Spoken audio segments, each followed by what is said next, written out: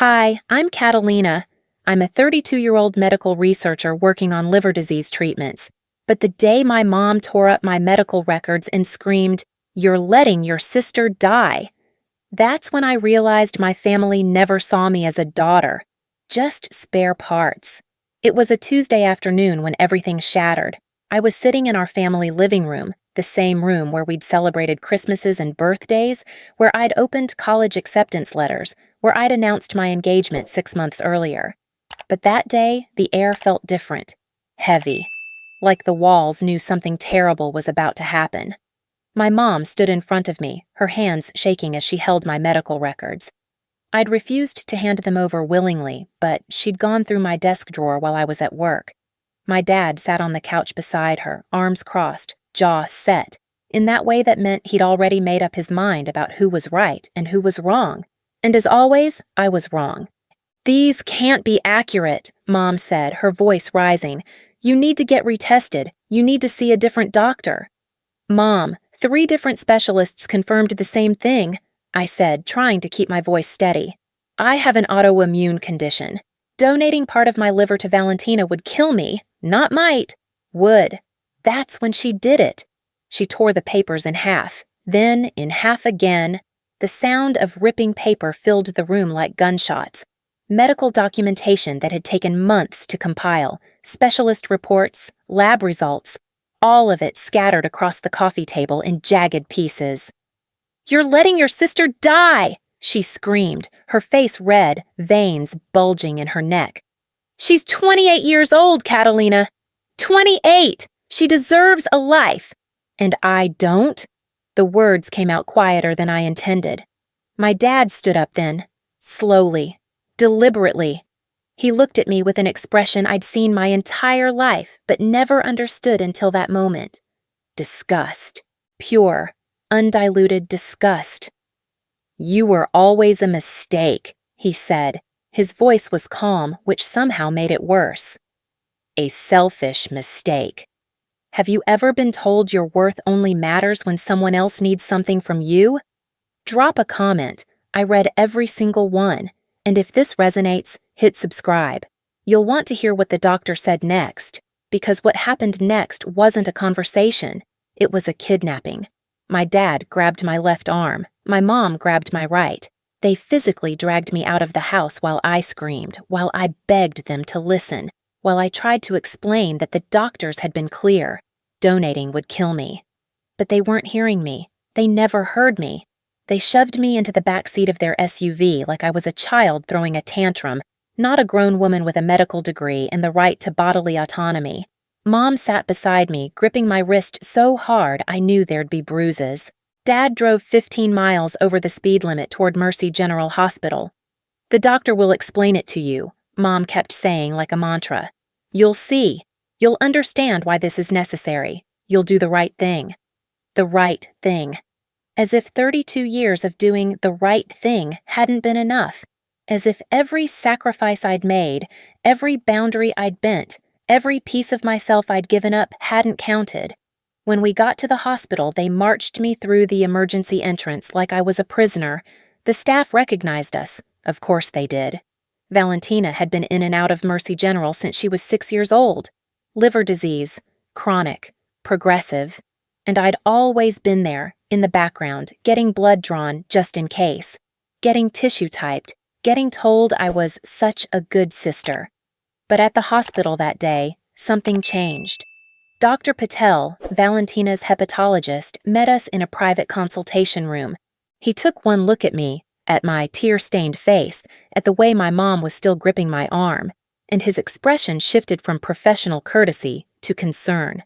"Mrs. Morales," he said carefully, "I need to speak with Catalina privately." "Absolutely not," Mom snapped. "Whatever you need to say, you can say in front of us. We're her parents. We have a right—" "No, you don't." Dr. Patel's voice was firm. "She's 32 years old. You have no legal right to her medical information unless she consents. Catalina, do you consent to your parents being present?" I looked at my mom, at my dad, at the people who were supposed to protect me but had spent 3 decades conditioning me to believe my body wasn't my own. "No," I whispered. I want them to leave. My dad's face went purple. After everything we've done for you. Leave, Dr. Patel interrupted, or I'll call security. They left, but they didn't go far. I could see them through the consultation room window, pacing like caged animals. Mom on her phone, probably texting Valentina, Dad staring daggers at me through the glass. Dr. Patel sat down across from me. Catalina, I've reviewed your recent blood work and the reports from Dr. Chin and Dr. Rodriguez. I need to be very clear with you about something. I nodded, still shaking. You cannot donate to your sister. At all. Ever. He pulled out his tablet, showing me highlighted sections of my lab results. This autoimmune marker here? It's aggressive. Your body is already attacking your liver tissue at a low level.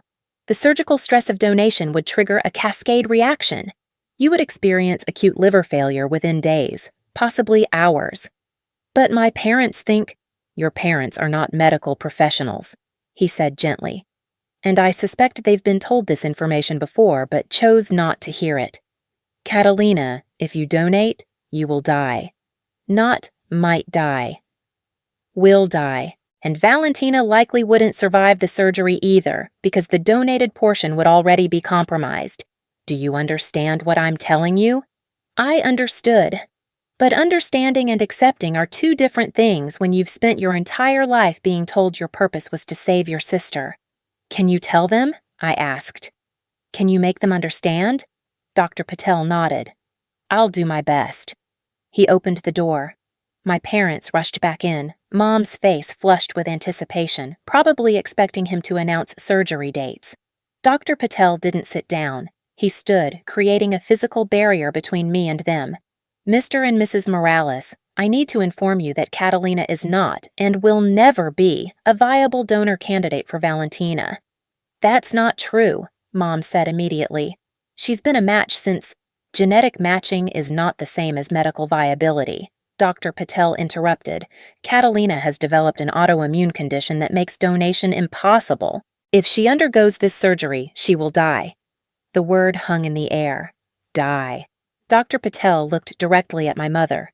She's not a compatible donor anymore. 6 words. That's all it took.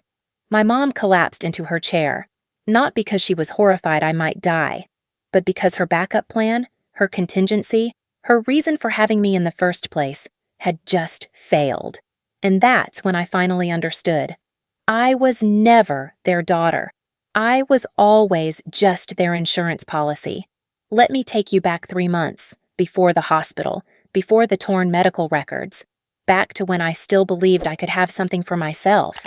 I was engaged to a man named Marcus, a software engineer I'd met at a medical conference 2 years earlier. He was kind, patient, and most importantly, he saw me. Not Catalina the potential donor, not Catalina the backup plan, just Catalina. When he proposed, I cried for 3 hours, happy tears, because for the first time in my life, someone was choosing me first.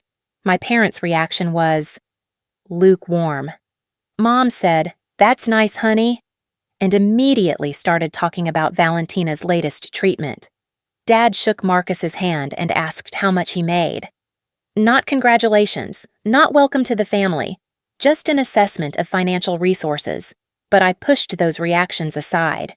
I told myself they were stressed, worried about Valentina, that once the wedding planning started, they'd get excited. I was so stupid. The problem started when Marcus and I put a down payment on a house, a small 3-bedroom in a decent neighborhood, nothing extravagant. When I told my family at Sunday dinner, Valentina's fork clattered onto her plate. "You're buying a house?" she asked, her voice sharp. "Yeah, we close in September," I said, smiling. "Right before the wedding." Valentina looked at Mom, then at Dad. Some silent communication I wasn't part of. "Catalina," Mom said slowly, "your sister needs help with housing too. Have you thought about that?" I blinked. "What do you mean?" "I mean," Valentina said, leaning forward, "Mom and Dad have been helping me look at condos downtown. There's a perfect 1-bedroom near the hospital. It's $500,000, but with family help..." "Wait," I held up my hand. "You want me to buy you a condo?" "Not buy," Dad corrected. "Gift, as a wedding present, to your sister." I actually laughed. I thought he was joking. He wasn't. "You're buying yourself a house," Valentina said, her voice taking on that whiny quality she'd perfected since childhood. "Why can't I have a condo? I'm the sick one. I need to be close to my doctors. You're healthy. You can live anywhere." The word healthy felt like a slap, as if my health was an unfair advantage, as if I'd somehow cheated by not being chronically ill. "Valentina, I've been saving for 7 years for this house," I said carefully. "Marcus and I both work full-time. We've budgeted—" "So, budget for your sister," Mom interrupted. "Family takes care of family, Catalina. Or did you forget that?" I hadn't forgotten. I'd paid for Valentina's car insurance when I was in grad school and could barely afford ramen. I'd covered her credit card bills when she was too stressed from treatments to work. I'd given up spring breaks, summer vacations, and countless weekends to drive her to appointments while my parents worked. But a $500,000 condo? That was insane. "I can't afford that," I said flatly. "And it's not fair to ask." Valentina's eyes filled with tears. Real or performed, I couldn't tell anymore. "You've always been selfish," she said quietly. "Mom said you were, but I didn't believe her. I thought you loved me." That became the new narrative. I was selfish, uncaring, a bad sister, because I wouldn't derail my entire financial future to buy my adult sister a condo she absolutely did not need. The wedding planning became a minefield. Every decision was criticized. The venue was too expensive. Think what that money could do for Valentina's medical bills. The dress was too extravagant. Valentina needs a new wardrobe for her hospital stays. The honeymoon was unnecessary. You could donate that money to Valentina's GoFundMe. Never mind that I'd already donated thousands to that GoFundMe over the years. Never mind that my parents owned their house outright and had retirement savings. Never mind that Valentina's medical care was actually well covered by insurance. Nothing I did was ever enough. The rehearsal dinner was supposed to be small, just immediate family and the wedding party. 20 people total at a nice Italian restaurant Marcus's parents had offered to pay for. Everything was perfect. The food was incredible. The atmosphere was warm. Marcus's family kept saying how excited they were to officially welcome me into their family. His mom, Mrs. Chin, pulled me aside and told me she'd never seen her son happier. "You're exactly what he needed," she said, squeezing my hands. "Someone who sees the world the way he does. Someone kind." I wanted to cry. When was the last time someone in my family had called me kind? The cake came out at the end of the night. Not the wedding cake. This was just a small celebration cake the restaurant had prepared. White buttercream with Marcus and Catalina written in chocolate script. Simple. Sweet. Valentina had been quiet all night, sitting at the end of the table, picking at her food. I'd tried to include her in conversations, asked about her latest doctor's appointment, complimented her dress.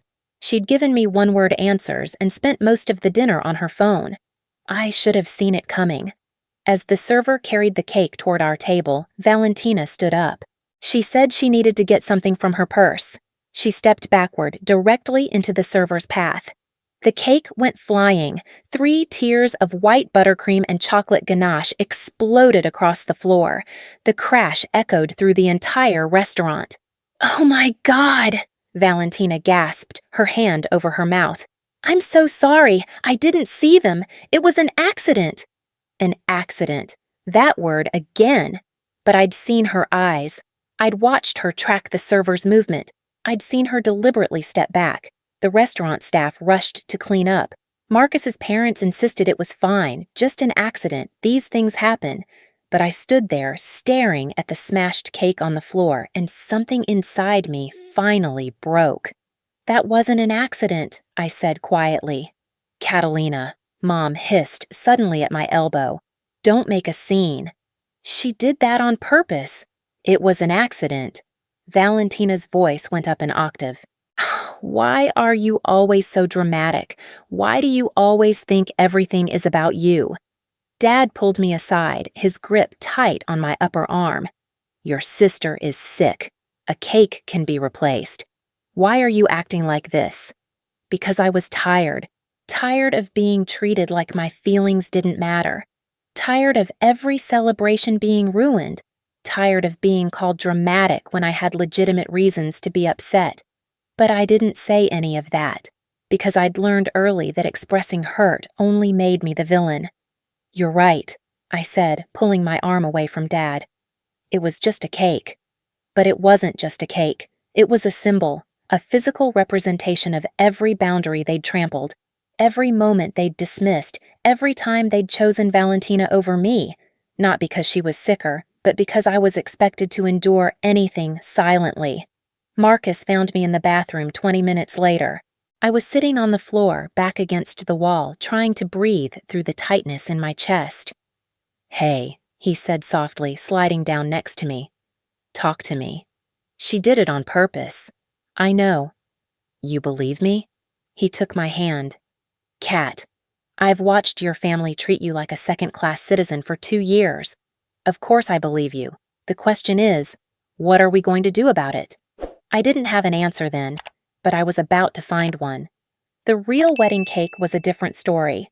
We'd ordered it from a boutique bakery 3 months in advance. 3 tiers, each flavor carefully selected. Buttercream flowers hand-piped to match my bouquet. It cost $3,000, and it was perfect. When the baker called to confirm delivery details 2 weeks before the wedding, she mentioned something strange. "Your sister called yesterday," she said. "She wanted to know if she could pick up the cake herself on the day of." I told her we only deliver, but she seemed really insistent. "Just wanted to give you a heads up." My blood ran cold. What exactly did she say? She said she wanted to help out and that it would be easier for the family if she transported it. I explained our policy about temperature control and structural integrity during transport. She seemed annoyed.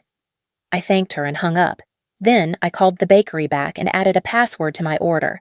No changes, no pickups, no information given without that password. "You think she'd really try to ruin your wedding cake?"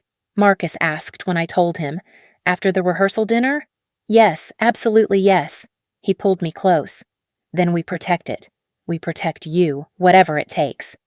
But protecting the cake turned out to be the least of my worries, because 3 days after that phone call, my mom showed up at my apartment with Valentina's latest test results and a demand that felt like a death sentence. "Her liver is failing faster than expected," Mom said, spreading medical documents across my kitchen table uninvited. "She needs a transplant within 6 months or she'll die. You're the only match. The doctor says you can donate up to 60% and be fine." "Mom, I've told you." "I don't want to hear about your autoimmune thing," she snapped. "You had 1 bad test result.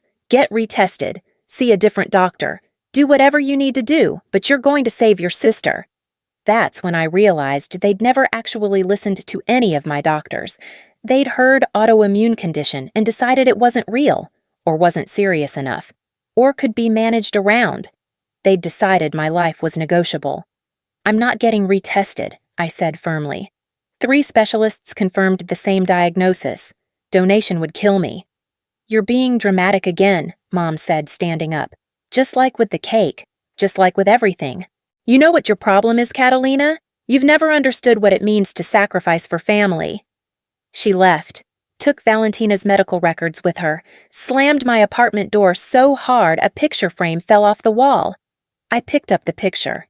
It was from Valentina's 16th birthday party. She was blowing out candles, surrounded by family. I was in the background, blurred, holding the camera, always in the background, always holding space for everyone else's moments. I'd never had a 16th birthday party. When I'd asked for one, Mom said we couldn't afford it. Valentina's medical bills were too high. But somehow, 2 years later, they'd afforded a catered Sweet 16 for my sister. I'd never had a college graduation party. Too close to one of Valentina's hospitalizations. I'd almost not had an engagement party. Mom had tried to schedule Valentina's wellness retreat the same weekend until Marcus's mom had already sent invitations. Every milestone in my life had been minimized, postponed, or canceled.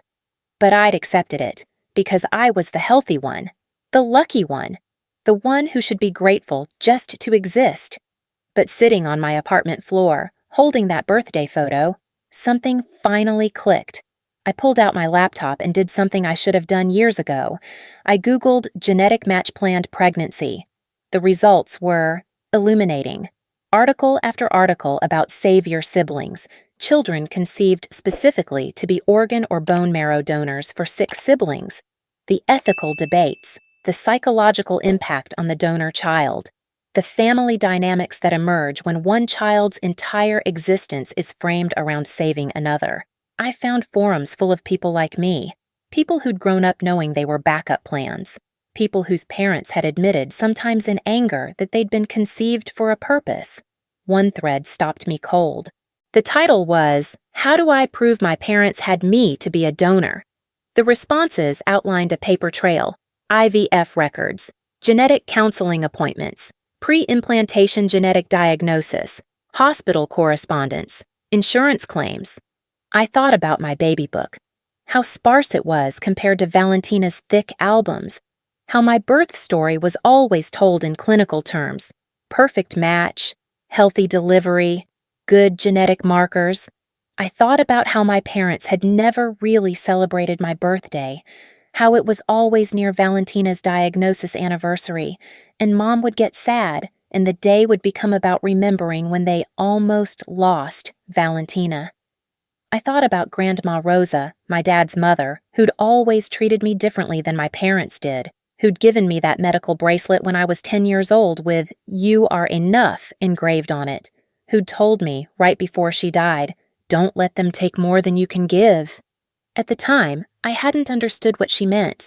But now, sitting in my apartment at midnight reading stories from other donor children, I finally got it.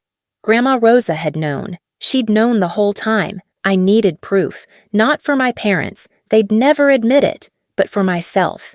So I could stop wondering if I was crazy, if I was selfish, if I was the problem.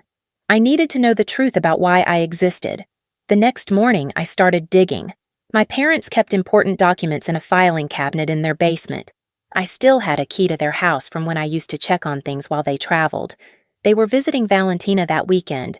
She'd moved into their house temporarily during her latest treatment cycle. I told myself I was just looking for my birth certificate, maybe my childhood medical records, things I had a right to see.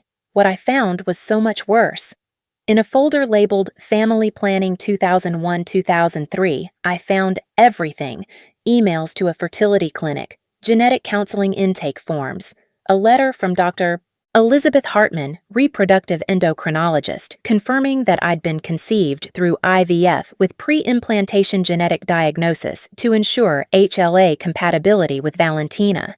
There was an email from my mom to the genetic counselor dated 3 months before my conception. The subject line read, "IVF for HLA match, timing for second child." The body of the email was clinical, detached. It discussed odds and timelines and costs. It mentioned Valentina's declining liver function and the need for a viable donor option within 10 to 15 years. I was a viable donor option, not a wanted child, not a blessing, a medical strategy. I photographed every document with shaking hands. Then I kept digging. There were medical records showing they'd had my blood tested for compatibility with Valentina every year since I was 6. Progress reports sent to Valentina's doctors about my health status, insurance correspondence about potential living donor evaluation. And then, buried at the bottom of the drawer, I found something that made my stomach turn. A letter from Grandma Rosa to my parents, dated 6 months before she died. The envelope was ripped open, clearly read multiple times. The letter said, "I know what you did. I know why you had Catalina, and I've changed my will accordingly. The trust fund I set up for Valentina will remain as is, but I've created a separate trust for Catalina that you cannot access. She'll receive it when she turns 30. I won't let you steal her future the way you've stolen her childhood. If you tell her about the IVF before she finds out naturally, the entire trust reverts to charity. She deserves to discover her own worth first." Rosa. I was 32. I'd received a trust fund 2 years ago, $75,000. At the time, I'd been grateful but confused. I hadn't known Grandma had that kind of money.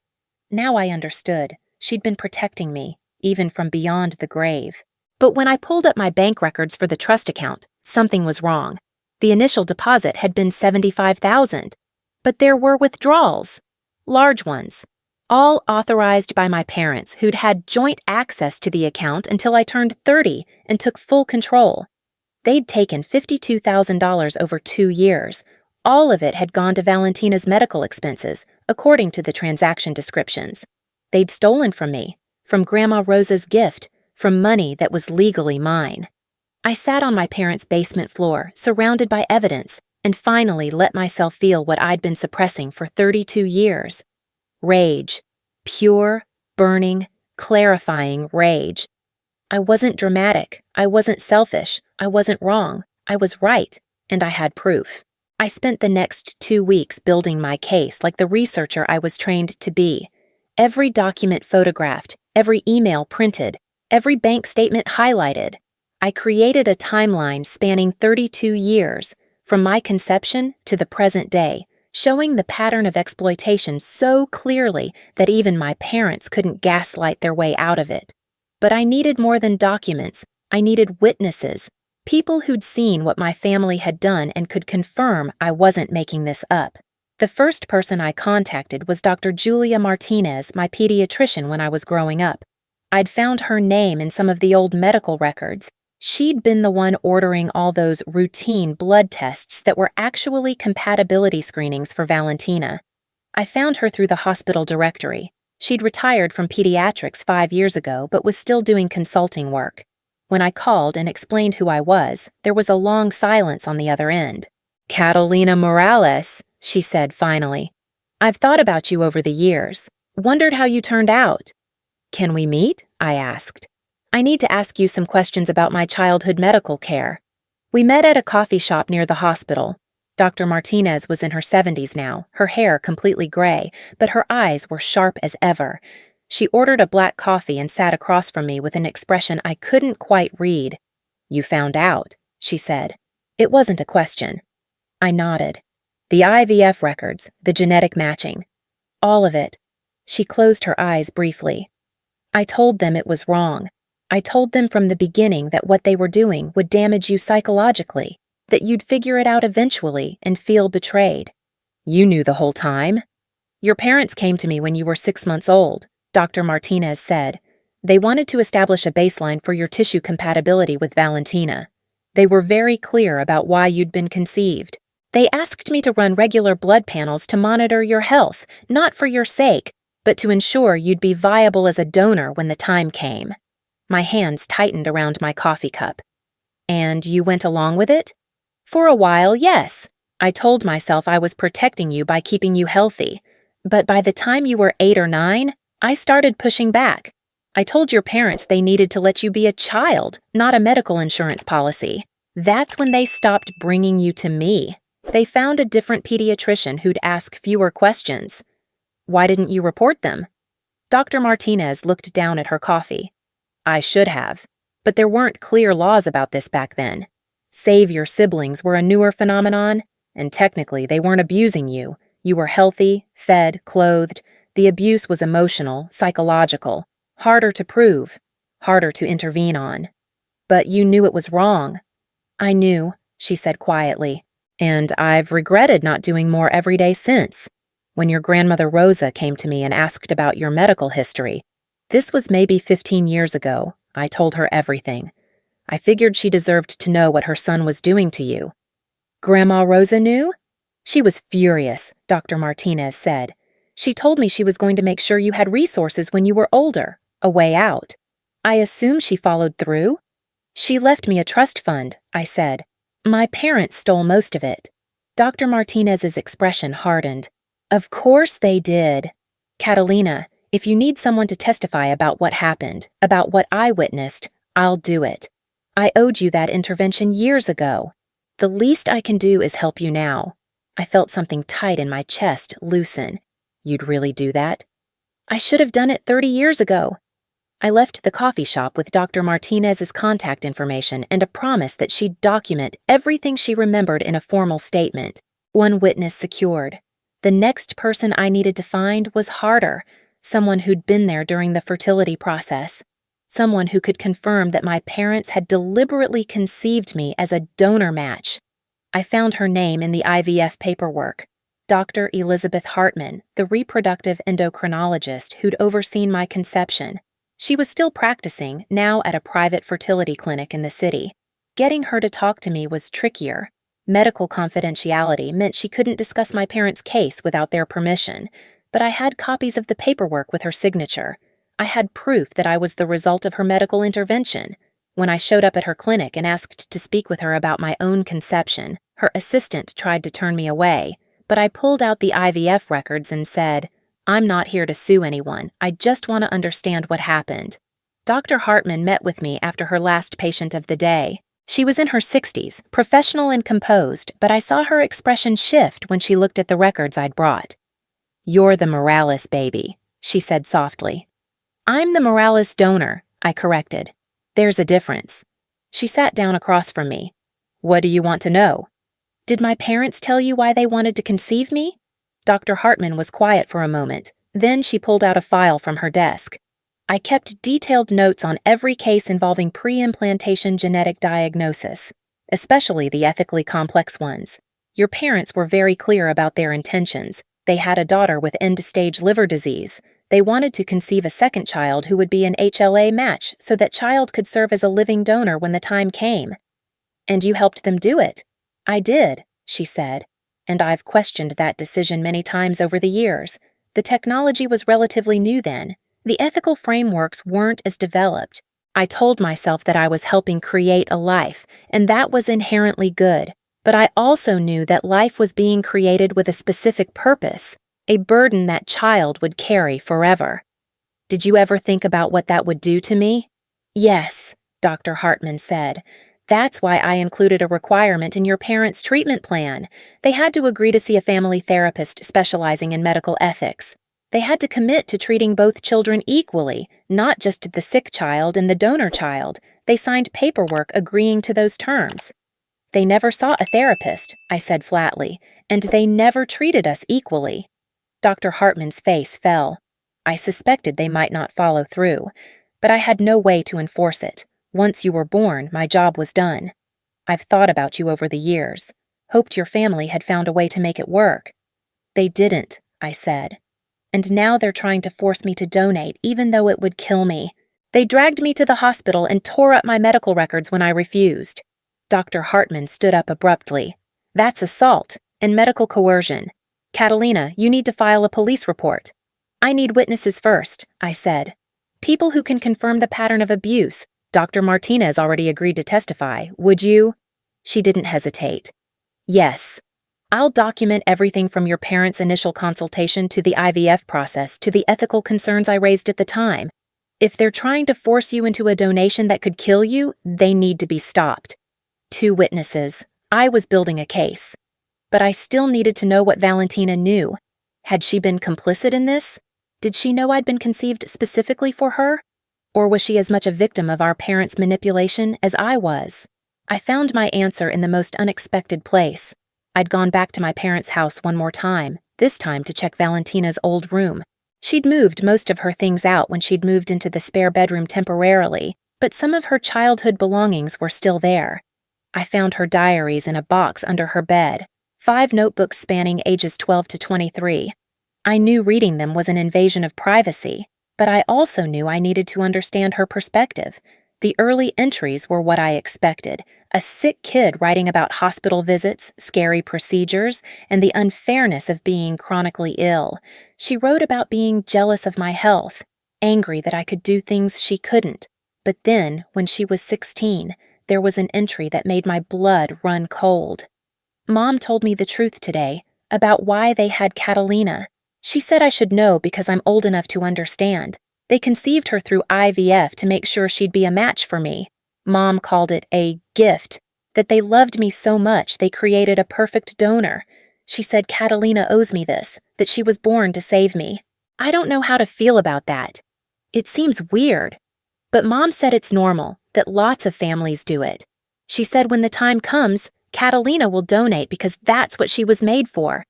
I had to read the entry 3 times. Valentina had known since she was 16. For 12 years, she'd known I was a designer baby created to save her life. And she'd never said anything to me. The entries continued. Over the years, Valentina wrote about when Catalina donates like it was an inevitability. She wrote about feeling entitled to my organs because I was literally made for this. But there were also entries where she questioned it.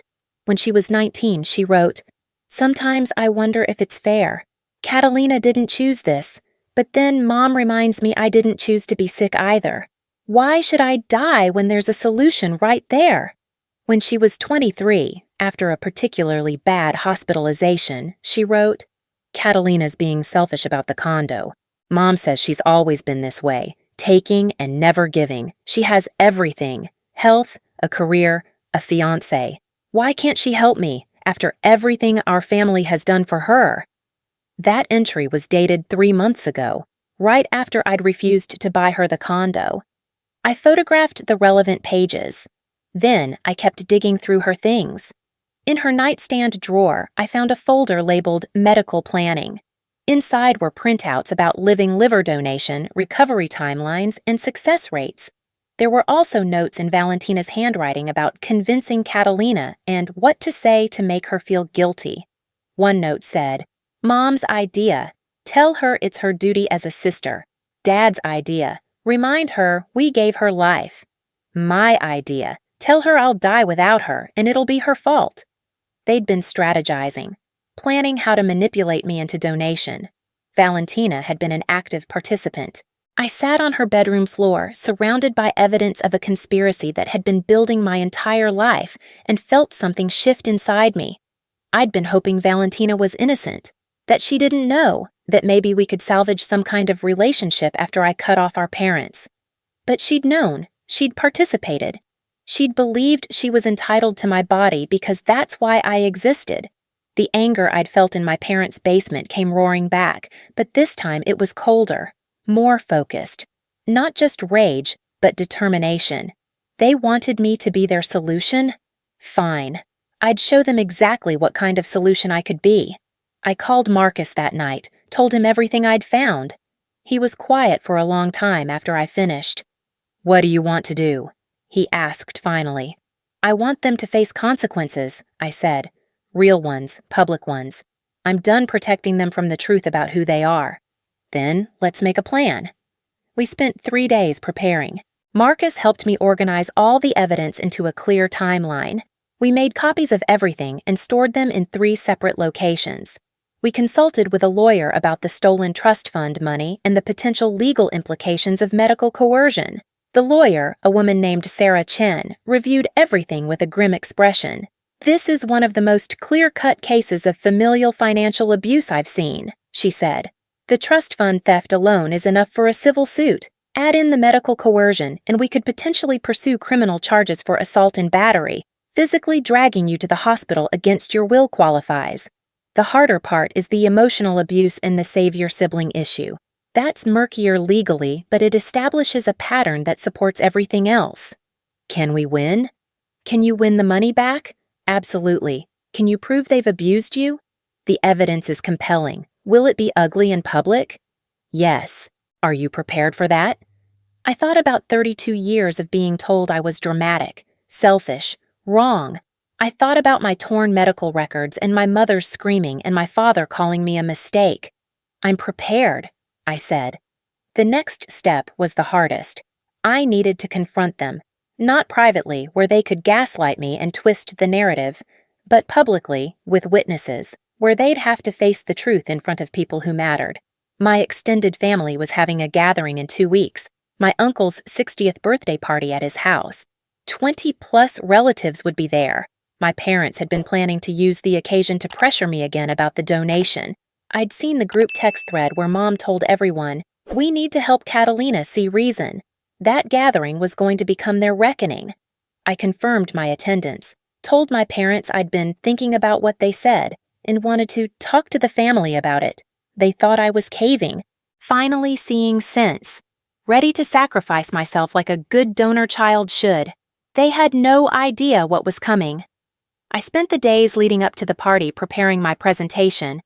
Marcus helped me create a clear, factual timeline with supporting documents. Dr. Martinez and Dr. Hartman both sent me their written statements. Sarah Chen, coached me on how to present information without being emotional or accusatory. Just facts, let people draw their own conclusions. The night before the party, I barely slept.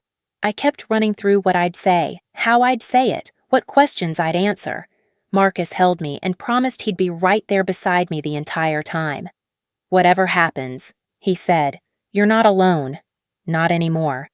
The party started at 3 in the afternoon. My uncle's house had a big backyard with tables set up for food and a projector screen he'd hung for showing family photos during the celebration. I arrived with Marcus and a laptop bag. My parents were already there, talking to my aunt and uncle. Valentina sat in a lawn chair, looking pale but present. When she saw me, her expression flickered. Hope, maybe? Like she thought I was finally going to give in. I greeted my uncle, wished him happy birthday, made small talk with cousins I hadn't seen in months. Normal family gathering stuff. I waited until most people had arrived and settled in with their food. Then I asked my uncle if I could borrow the projector. "I have something to share with the family," I said. "It's important." My mom's head snapped toward me. She knew something was off. "Catalina, maybe not right now," she said quickly. "This is your uncle's day." "It's fine," my uncle said. "What do you want to show us, kiddo?" I connected my laptop to the projector. The screen lit up with a title slide, "The Truth About My Family." My dad stood up. "Catalina, what are you doing?" "Telling my story," I said. "You've been telling your version for 32 years. Now it's my turn." The backyard went quiet. 20 pairs of eyes turned toward me. Marcus stood beside me, his hand on my shoulder. I clicked to the next slide. It showed the email from my mom to the genetic counselor. The subject line projected 10 feet tall on the screen. IVF for HLA match, timing for second child. "I was conceived in 2001 through IVF," I said. My voice was steady, calm, factual. Not because my parents wanted another child, but because they needed a genetic match for Valentina. This email proves it. My mother's face went white. "That's private medical information." "It's my conception," I said. "I have a right to know why I exist, and so does everyone here." I clicked through more slides. The genetic counseling documents, the pediatrician's notes about compatibility screenings, Dr. Hartman's statement about my parents' stated intentions during IVF, Dr. Martinez's testimony about being asked to monitor my health for donor viability. My aunt gasped. One of my cousins said, "Oh my God." "For 32 years, I continued, I've been told I'm dramatic, selfish, that I don't understand what it means to sacrifice for family, but here's what sacrifice has looked like for me." Next slide. The trust fund statements showing the withdrawals. $52,000 taken without my permission. My grandmother left me money that was legally mine. My parents stole it for Valentina's medical expenses. I looked directly at my father. "You called me selfish, but you literally stole from me." My uncle stood up. "Is this true?" My dad's face was purple. "We needed that money." "It wasn't yours to take," my uncle said sharply. I kept going. Next slide. Valentina's diary entries. The pages where she wrote about me being made for this and our parents coaching her on how to guilt me. My sister has known since she was 16 why I was conceived. She's spent years believing she's entitled to my organs. Our parents taught her that. Valentina was crying now. I was just a kid when Mom told me." "You're 28 now," I said. "You've had plenty of time to question it, but instead, you helped them plan how to manipulate me." Next slide. My medical records. The autoimmune condition diagnosis. Dr. Patel's statement that donation would kill me. 3 months ago, I was diagnosed with a condition that makes donation impossible. Not risky. Impossible. I would die. My parents' response was to tear up my medical records and drag me to the hospital to try to force it anyway. The backyard erupted. My cousins were shouting questions. My aunts were crying. My uncle looked at my parents with an expression I'd never seen him direct at his own brother, disgust. "You did what?" my uncle demanded. My mom found her voice. "You don't understand. Valentina is dying." "And you thought killing Catalina would save her?" my aunt shot back. "Are you insane?" "It's not that simple," my dad said. Catalina's being dramatic, as usual. I played the audio file I'd recorded on my phone the day they'd dragged me to the hospital. Their voices filled the backyard. Mom screaming, "You're letting your sister die." Dad calling me a selfish mistake. The sound of them physically dragging me while I begged them to stop. The backyard went silent except for the recording. When it ended, my mom was crying. But not sad tears, angry tears. "You recorded us? Your own parents?" "You assaulted me," I said. "I recorded evidence of a crime." My uncle walked over to my parents. His voice was shaking. "Get out! Get out of my house! Right now!" "This is a misunderstanding," my dad started. "Get out!" my uncle roared. "I don't want you here. I don't want to look at you. What you've done to this girl, Jesus Christ, she's your daughter." Other relatives were standing now, surrounding me, protecting me. My aunt put her arm around my shoulders. One of my older cousins stepped between me and my parents like a shield. "We love her," my mom sobbed. "Everything we did was because we love our daughters." "You love Valentina," I said. "You've never loved me. I was always just your backup plan. And the second the plan failed, you called me a mistake. You said it yourself, Dad. I was a selfish mistake." My father's eyes met mine. For a moment, I thought I saw something. Regret, maybe? Or just shame at being exposed. But then his expression hardened. "You've always been ungrateful," he said. "We gave you life. You gave me a purpose." I interrupted. "There's a difference." Valentina stood up from her chair. She was shaking. "Catalina, I'm sorry. I didn't understand. I was young when they told me, and Mom made it sound normal." "You had 12 years to question it," I said. "You wrote in your diary 3 months ago that I was selfish for not buying you a condo. You knocked over my rehearsal dinner cake on purpose because I wouldn't give you $500,000. Don't stand there and pretend you're innocent." She flinched. "I was jealous." "You were entitled," I corrected.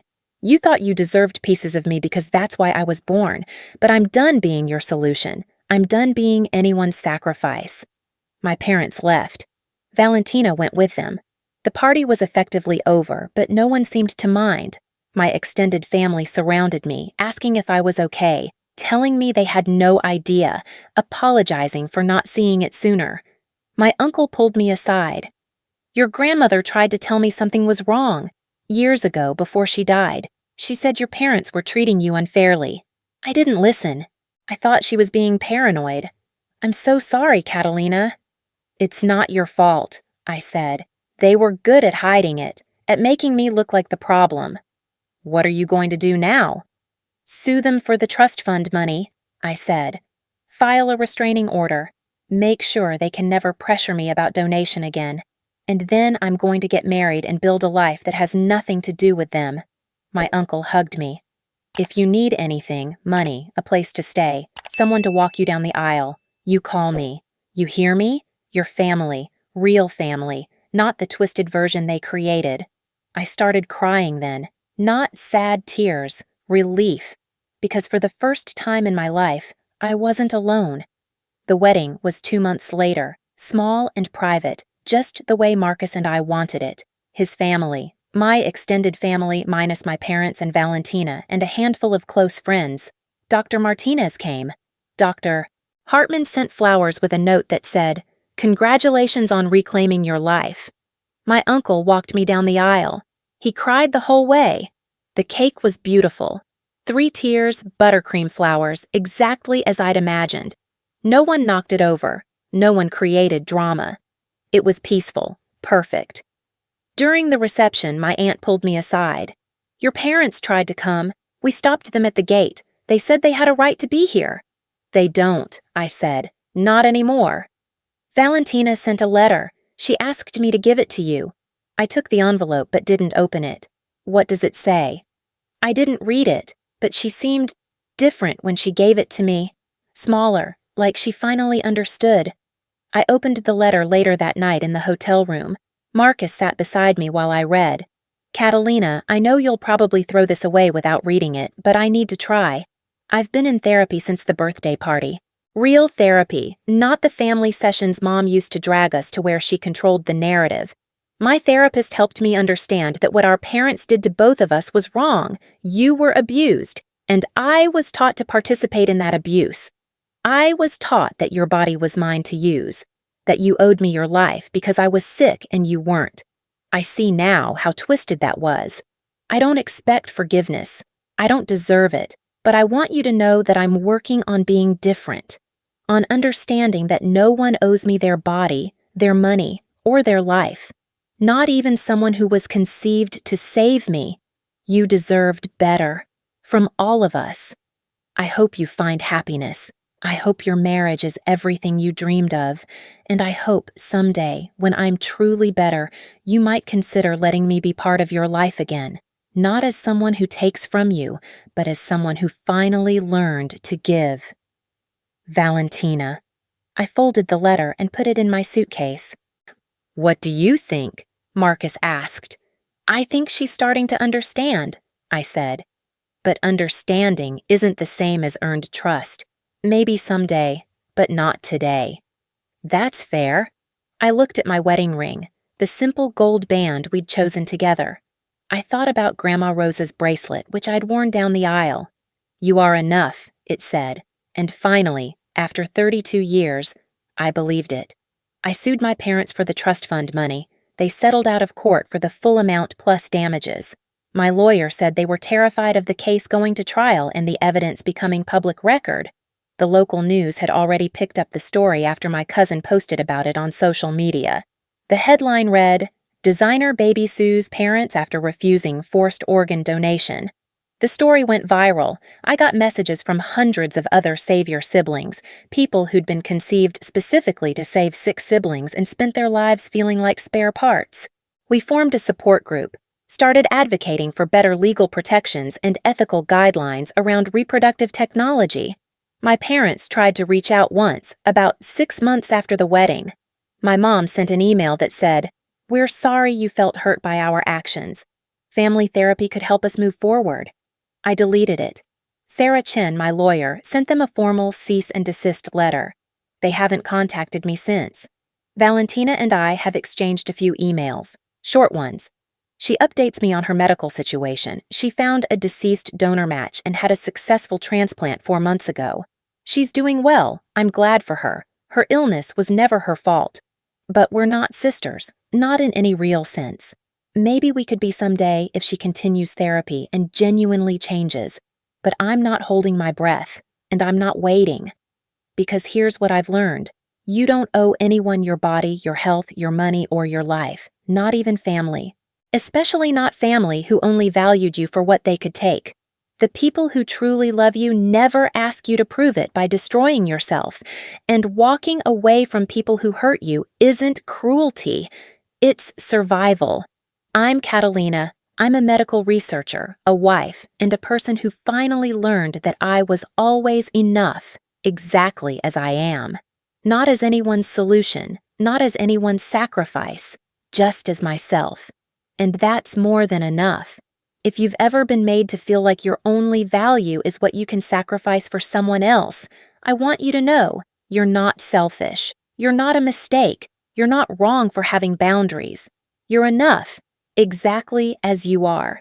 Drop a comment below if you've had to make the hard choice to walk away from family to save yourself. I see you. I believe you. And I'm here to tell you that life on the other side of that choice, it's worth it. Hit that subscribe button if this story reminded you that you have the right to protect yourself, even from people who claim to love you. Because real love never asks you to disappear so someone else can shine.